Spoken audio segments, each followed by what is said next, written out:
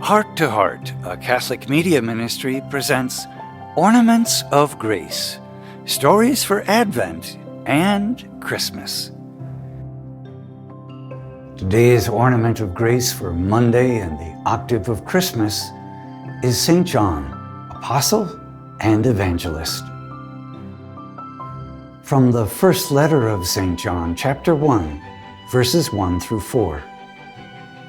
This is what we proclaim to you, what was from the beginning, what we have heard, what we have seen with our eyes, what we have looked upon and our hands have touched.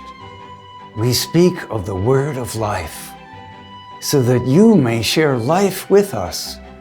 This fellowship of ours is with the Father and with His Son, Jesus Christ. Indeed, our purpose in writing you this is that our joy may be complete.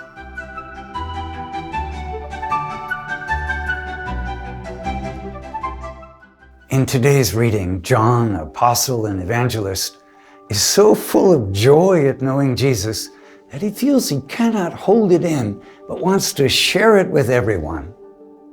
Yet not even the apostles were born saints, and John had to learn from Jesus about love and patience.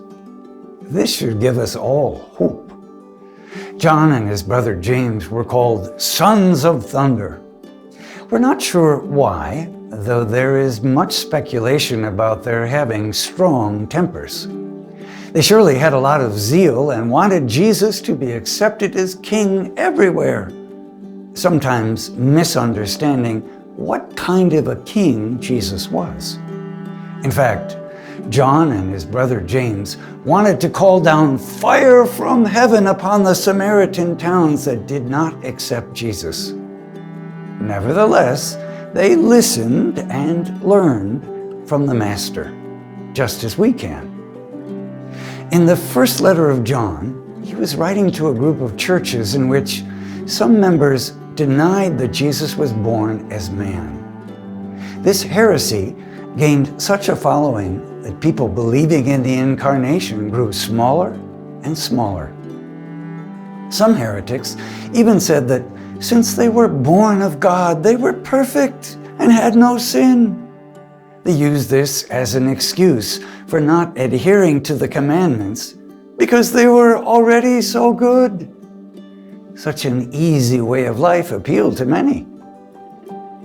So John urged the Christian communities not to be led astray by false teaching and to stand strong in what they had been taught. John taught that this meant, above all, that they were to love one another as Jesus loved them.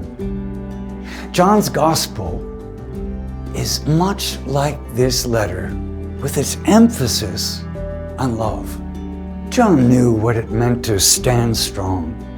He was the only apostle who did not desert Jesus during his passion and his death on the cross. Jesus entrusted John with the care of his mother Mary. He was truly a beloved disciple and knew that he was loved. According to tradition, John ministered in Jerusalem. He then went to Ephesus in Asia Minor, West Turkey today. There he lived and cared for the Blessed Mother until she died and was assumed into heaven. John is believed to have founded many Christian communities throughout Asia Minor, but this did not sit well with Domitian, the Emperor of Rome. So some stories say he had John taken to Rome and thrown into a cauldron of boiling oil. That failed to kill John. So Domitian banished the apostle to the island of Patmos for a time. Some believe he wrote the book of Revelation while in exile there. Many believe John died in Ephesus around 100 AD as a very old man. What we know for certain, and what matters most, is that John's message was always simple and clear. Love one another. John, Apostle and Evangelist, is today's ornament of grace.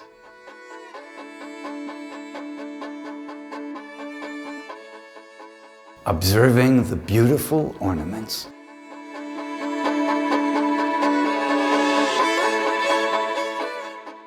Are you so filled with joy at knowing Jesus that you feel an urgency in letting others know about Him?